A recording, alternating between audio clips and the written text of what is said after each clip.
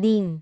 Karil inaming nagpaalam na sa Showtime. Malapit nang mag-umpisa ang inaabangang reality show na Manila Matriarchs na pinangunahan ni Karil. Kitang-kita ang saya ni Karil na maging bahagi ng palabas na ito.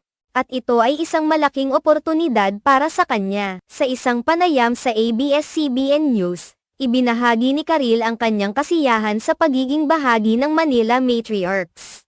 Aniya, nakakatuwa at medyo kapana-panabik na makita kung paano magkaiba ang aming pananaw at kung saan kami naroroon sa aming karera at buhay pamilya. Hindi lamang bilang host ng It's Showtime kilala si Karil, kundi sa bagong programa, ipapakita rin niya ang iba't ibang aspeto ng kanyang buhay. Ibinabalita nito ang mga kaganapan sa kanyang personal na buhay, pati na rin ang mga ginagawa niya sa kanyang karera. Sa Manila Matriarchs, magkakaroon tayo ng pagkakataon na makita ang mas